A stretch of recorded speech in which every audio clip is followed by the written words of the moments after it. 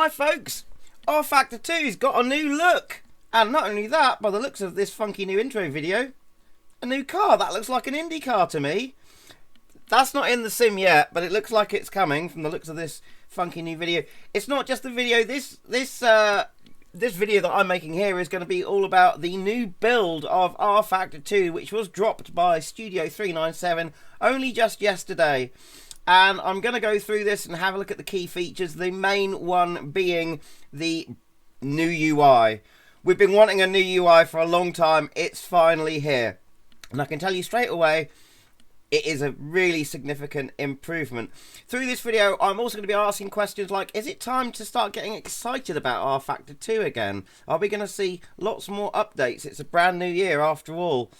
And also, I'm going to go through at least one feature which used to be in the simulation, not in the previous UI, but in the old defunct UI.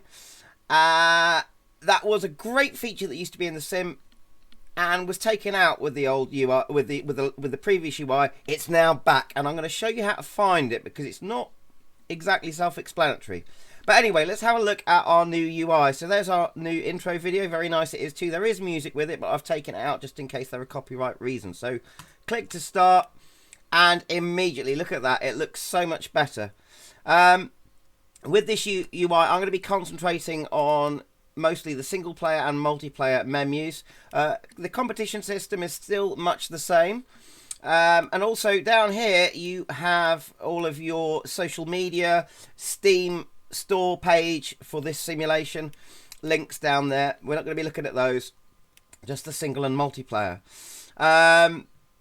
Everything I can say now is all consolidated into one place as well. With the last UI, you had a menu somewhere up here which you could choose between race, multiplayer, watch, as in watch replays, that sort of thing. And then there was another menu down here saying exactly the same thing, which is a bit confusing. Now it's just in one place. Also, for your settings, you just click the cogwheel up here and it takes you straight to settings. I'm going to click through each page reasonably quickly, but you can pause the video and have a look at what's there on any page. And also, I'm going to be going through this video with no edits. There's going to be no. I'm doing all of this in one take, so you can see how fast in real time the UI is reacting. So this is from an actual user's point of view, so the same experience you should have. Some things I really like. So calibrate controls is all in one place, and then assignments is all in one place here for your steering wheel and any things to do with the car. And then you've also got your assists page and camera and mouse menus in a little secondary menu down here, which is really helpful. But before I move on from this, just if you go down under powertrain here, you will see that there's a new button assignment called push to pass. Now, we don't have any cars in the sim, I don't think, that have got this system yet. I could be wrong. Tell me in the comments if I am, but it does suggest that we're going to be getting some, so that's exciting. This is one thing I really like. Graphics. In the last UI, there was kind of a spider diagram, and you had one section for display, one section for graphics. Now it's all in one place, so you've got display, i.e. your resolution, refresh rate, VSync, all that sort of thing, multi-sampling, in one place, along with all of your graphics settings. So texture details, shadows, road reflection. They were in two different places before, now they're in one place, along with your visuals as well. Same for sound. So let's come back to our main menu, and we're going to look at single player first. Now, immediately you're greeted by this quick session, and it shows you what car you've already got chosen, what track, and you can change whether you're using a practice session, qualifying, warm-up and race, or just race. You could or qualifying and race, and you can see down here that you've got 3 menus there for each section. If I turn off practice, for instance, it then grays out practice, and there's nothing you can do with that. If I put it back in and then click on it, that then takes me to all of the settings for that session. So whether it's a private practice or not, what time it starts, and I can choose between weather presets, or scripted where I can change anything individually, like the humidity, for instance. But I'm going to go straight for default. I then go to select my series, and of course I want all cars and tracks. Now, on loading times, you can see here exactly how long it's taking to load. To load all cars and tracks on my system with the mods and things that I've accumulated, it's still taking about 10 seconds. But that's a lot to load, so fair enough. I then go to my track select. So, for instance, I'm thinking Lime Rock at the moment, actually. So, let's go to Lime Rock. There we are. And I'll pick the one with the uphill chicane, because I quite like that one. Then I go to car select. There you go. I've got my cars on the left-hand side there, and an image of it on the right. Now, for those of you wondering who are used to rFactor 2, if you can now see all of the cars, if there is a mod where the modder hasn't provided an image of the car, I don't know if that's in a JPEG form or what file format it uses, but an image rather than the 3D render. If they've not provided that, you can't see it. All of the official Studio 397 cars, from Studio 397 themselves, obviously, you can. However, having said that, as we all know, there is the Reza pack, which is officially sold by Studio 397. But if you click on, say, the Formula V, which is from the Reza pack, there is still no image for them. And I've heard a lot of people say on the forums that that's up to Reza to provide Studio 397 with that image. However, I don't know, because Studio 397 sell that pack. They make the money from the pack, I'm sure. So I'm sure they could find some images. Maybe there's a problem I'm not aware of. If you know better, tell me in the comments. However, I will say this, and this is really good, because this will show you how fast the UI's got. If you wanted to see what skin and what car that was, you'd have to click customize, which would take you to the showroom, and then you'd get to see the actual 3D render of the car in the showroom. But you'd click on that, and it would take about 6 or 7 seconds just hanging on a blank screen until you actually saw it. It's got a lot faster because if I count in seconds from 0 from the moment I click the button, here we go, 0, 1, 2, it's there within less than 2 seconds. So you can have a look at your car there, see what skin you're using. Also, if you click up here, there's a skin editor. I'm not going to go through the skin editor because I haven't really learnt that yet, but it's there. And I have mucked about with it. You can change the colour of the car and all sorts. That's great. So, just coming back out of that, I don't want Formula V for this particular example. So, for this example, I'm going to use a GT3 Aston Martin. There we go. And then I come up to my last page here, which is edit settings, rather. And here I can adjust my flag rules, time scale of the race, and again I can turn on my practice and qualify sessions. Also down here under AI, I'm only using 3 AI drivers, by the way, because the track loading times are a lot better than they used to be, but it still takes a while to load lots of cars. So I'm just using just 3 drivers. But down here I can change my AI strength. Now this is the point that I really want to show you, because this is very useful, especially for practicing offline, stuff like that. I'm going to set the AI strength to something ridiculous like 88%. I know that with these cars and with the way the AI drive these cars, they're too slow for me at that percentage. But, and this is the point, with the last UI, you'd set that skill level, you'd load the track, and say it was a new car that you didn't know, and you didn't know how the AI handled that new car, you could set it to a low skill level, and you might get to the track and find that they were way too fast or way too slow. So then you'd have to come out of the track, come back to your settings page and change the skill level, then reload the track. And if you were dealing with lots of cars, say 30 cars on track, and a big track which takes longer to load, like the Nordschleife, that took ages. With the old UI, the now defunct UI, there was a way of changing the skill level from within the track. So when you got to the track, that's now back, and it's really good. It's really good to see that back, but it's not even mentioned in the patch notes for this update. So remember, we've got our skill level at 88. We're now going to click Start Racing, which will then load our track and cars. And here we go. Also on the loading page, we now have a progress bar, which is quite nice to see. I like that. Not a big thing, but keeps you entertained whilst it's loading. Lime Rock doesn't take too long to load.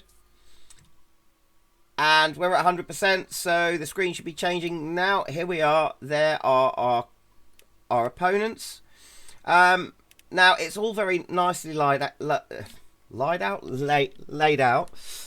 For instance, you've got your cars over here. If you click on this little plus button, it will then come to this page here, this is really quite nice. It shows you the car, and after they've done a few laps, it will show you all of their laps. However, I will say this: I'd rather be able to just click on that whole section there and have that page, rather than having to aim my mouse on that little plus button there. Just a minor gripe, but overall much better. Over here, if I just let's use Control X, which is a function which, as most of you veteran R-Factor 2 drivers will know, speeds up the time, and that'll take us straight. We're now looking at this AI car here, which is going out onto track. We can change our view here, and we can expand to full screen. Also, the stuttering that used to happen with the old UI when you went to full screen, especially if you had the overlay here or up here, if you got those to come up, it would make everything stutter. Still does to a certain extent initially, but it's gone very much quicker. Look, this is completely smooth. Anyway, so the layout's much better. You've got live timing there, which will show you where the cars are on the track. You can go to session settings, so you can restart your weekend, finish the session, whatever, or add more AI drivers if you like. And this is really good. Under setups are so much better now. So for instance, under powertrain, I've got everything on one page: my gears, my engine, rev limiter, mixture, number of fuel stops, my electronics, and my differential, all on one page. Whereas before, gears and differential were all on different pages. That's much better. Wheels and brakes, everything that you need for your brakes and wheels, camber, for instance, and brake bias is all there. And this is my favourite one: suspension. In the last UI, I'd have to scroll up and down to see all of the front and rear suspension settings, because if I had it scrolled to the top, I could only see the front suspension. I couldn't see all of the rear. I'd have to scroll down, and then I couldn't see the front. Now I can see it all on one page, which is so much better. And lastly, you have your chassis. Now, let's just hit Control X and speed up the time again, and let these AI cars do some laps. Okay, so we've got a couple of them now that have done a few laps, and they're setting times of 56.4, 56.5. That's far too slow for me. This is where this brilliant feature that has been missing for so long has come back. If you're now thinking, oh, that's far too slow for me, I've got to reload the track, you know, as I said, if it's a big track, that'll take ages. Not so anymore. If we now go to, and let's click on my car for a second, so we're not following that car with all the news. If you go up here and click on settings, now look down here. You've got the AI strength multiplier set at 88. What happens if you change that? So I know the car's too slow for me, and let's just come back here just to remind ourselves we're doing 56.4s. The AI are doing 56.4s. I want them to be faster, but I don't want to have to leave the track. Let's knock that all the way up to 120. So they're now at 120% skill. Only they're not. If you just change that slider, nothing will happen. Nothing will happen. However, if I come up to session controls now and restart the weekend, so I'm not leaving the track, I'm just going back to the beginning of the practice session. And what I would usually do is have a practice and see how close my times were to the AI before I did this, to get a benchmark. I then restart weekend. Okay. Now let's come back to our main page, and so we've restarted the weekend. I've just hit Control X, so I'm speeding up the time again, and I can hear the cars there have gone out. Now look, immediately they're hitting 49.6, 49.6s. So it's worked. It's worked. I don't have to leave the track to adjust the skill level. That's a major thing, especially with the loading times. Even though they're much better now in R-Factor 2, it's so useful.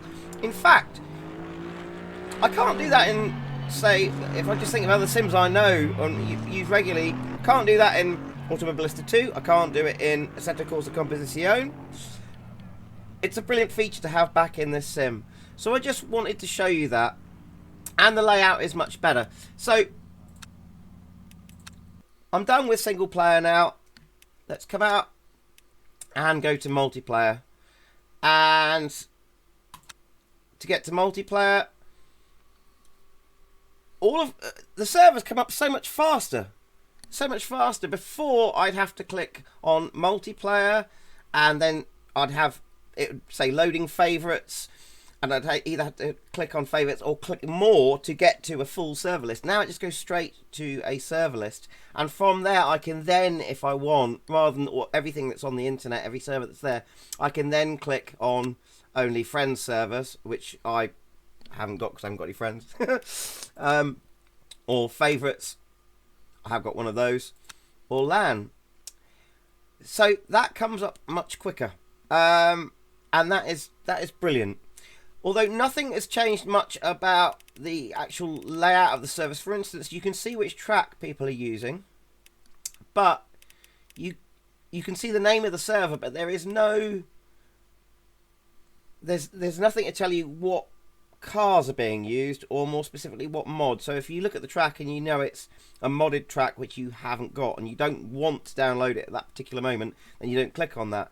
But you may click on a server that you don't know, and it might be using a mod that you don't have. You won't know it until you click on it, and then it will start down. So once you say you want to join, it will start downloading. Now, with the previous UI, if that process started to happen and you decided, no, I don't want that mod, or I haven't got enough room on my hard drive, not that there's anything wrong with having mods, there are some great ones out there, but if you haven't got enough room for it, there was no way of stopping the download. Absolutely none. You'd have to literally hit Control Alt Delete and open your task manager and shut R-Factor down completely. Unfortunately, that's still the case. So hopefully, because as Paul Jeffries, who has presented this new UI in the forums, has said they are going to be working on adding different features depending on what people want. So get on the Studio 39 forums and tell them. But aside from that, another thing that they have, that Studio 397 have done, I'm really pleased to see it, is look, we now have 3 official Studio 397 open servers. One with premium content, GT3s at Nordschleife, or it's Nordschleife, I never pronounced that correctly. We've got an open BMW Class 1 session at Zandvoort. I've been on that. They've got several tracks in rotation. They're all free tracks, so Zandvoort's one of them, Silverstone is another one, and of course the BMW Class 1 is a brilliant car, and that's totally free. And then you've also got the USF Open, which is actually set up as a race server. There's a race there about every half hour, I think. I'm not going to click on that one at the moment, because that server, for some reason, and this has been a problem in the past as well, it has the problem that it's counting 104 players. I can guarantee you there's not 104 players in there at the moment.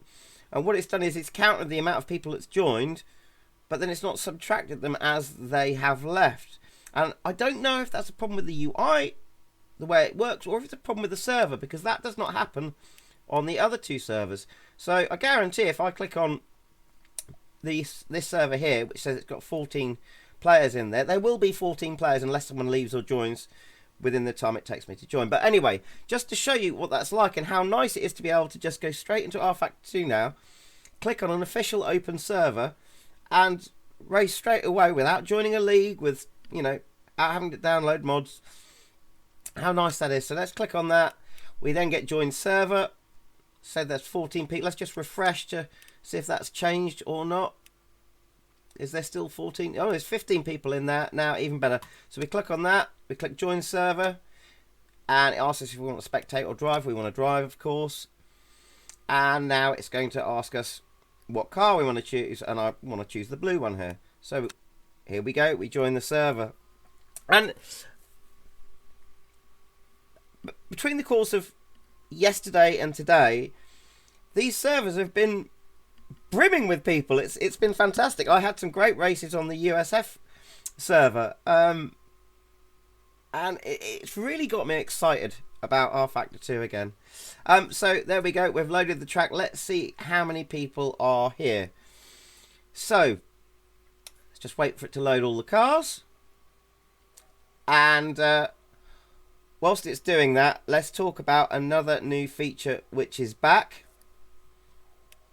Oh, hang on a minute, just before we do. There, all the cars are loaded. Are there 14 or 15 people in there? There should be 16 with me now. There's 17, even better. 17 people straight away on a public server in rFactor 2. That's brilliant, because there used to be a real lack of people. The best thing, though, is the return of the chat window.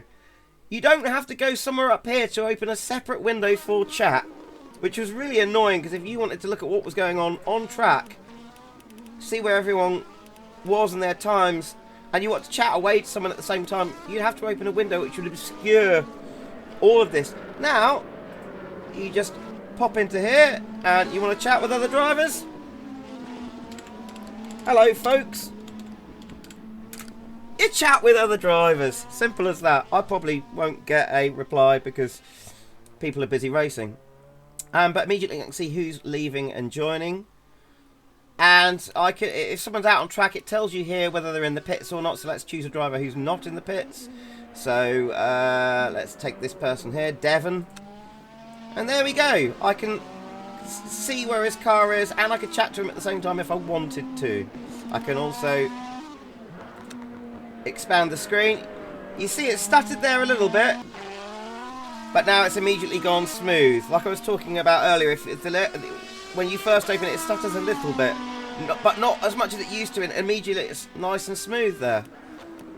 And we've got our standings up here, and I can change either cars, so this is brilliant. Also, look above the car there, driver name tags are back, and they're 10 times better than they ever were. You remember the old UI, because driver name tags were completely taken away with the last UI. With the old UI, you'd have a line going from the car all the way up into the sky, and then a tiny little name about 1,000 foot in the air above the driver. So if you want to see who was in front of you, you'd have to look up and take your eyes right off the road. Now they're clear, they're just above the car, and they show up really well, which is brilliant. Let's see, they're on a test day. At the top here I can see what kind of session they're running. So they're running a test day at the moment, and I've got my live timing here so I can see who's on track. If I want to see how many laps they've done, I can click on this little plus button here, and it brings me up with this screen, so I can see all of the laps that they've done. Or I can see that from, say, here. So let's click on someone else. And there we go. We've not got anyone that's done any significant laps at the moment by the looks of it. One thing I would add, I would like to just be able to click on, just on that entire strip and have that come up, rather than having it aim for this tiny little plus button. But there you can see what laps he's done and what splits he's done. Live timing, session control, so I can go here, vote yes, vote no, restart weekend. So I can propose a vote here if I want to restart the weekend, restart race, I can do that. But if someone's done that, under chat, I can, we've got our vote yes, vote no buttons back again in chat. It's so easy to get to and so quick. So, what I'm going to do now, to end the video, I'm going to go out on track and just have a little drive around and just have a chat to you. Because like I say,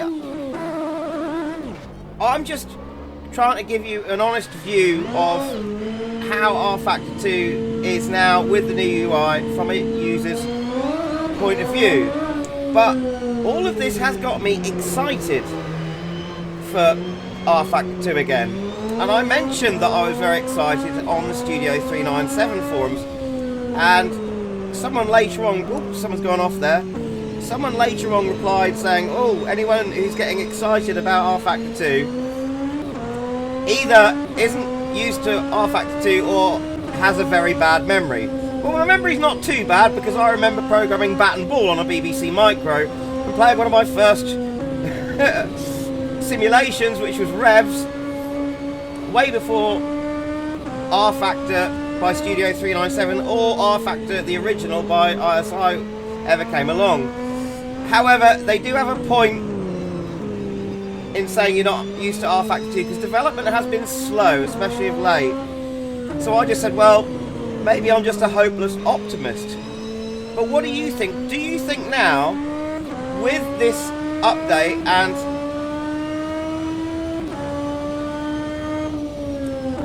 the little features that it's brought, do you think we're going to be seeing a lot more quality of life features? Do you think we're going to be seeing finally some much needed, well, a very much needed complete overhaul of the AI system for offline players?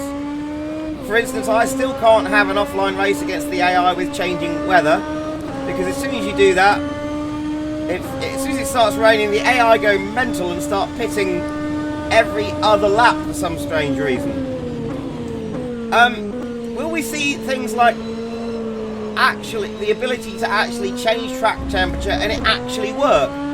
So there will be different temperatures out on track rather than the same temperature every time, and that temperature translating through to the heat of the tyres. Also, would you like that to happen? Would you like improvements to the competition system? Also, with the new UI, there's one thing we've not got, which is a new HUD. If I bring that up, there's the old HUD.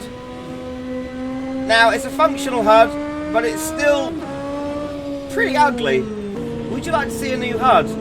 I must admit, aside from the HUD, one thing I have always liked about the HUD is the mirrors up here.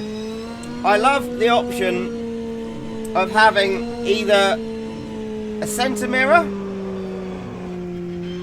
two side mirrors, no mirrors, or just the in-car mirrors. The only thing I would say is I wish that when you did activate all three of the virtual mirrors, you could have the option to turn the actual in-car mirrors off. I like that more than a proximity indicator, say like the one you have in Automobilista 2 or Assetto Corsa, because I can really see whether if there's a car beside me or beside me and just behind, I can see that in my side mirror, which I would be able to do in a real car. So I don't want to get rid of that, but I don't know, what do you guys think? And also, I've got to say, it's just nice to be able to, with these official servers, I'd love to see more of the official servers. It's nice to be able to get out on track and look immediately, and we should see their driver labels as they come past. There you go. There are people racing R Factor 2 again on open servers. Plenty of them as well. It's brilliant. Am I wrong to be overexcited? I don't know. Let me know what you think in the comments.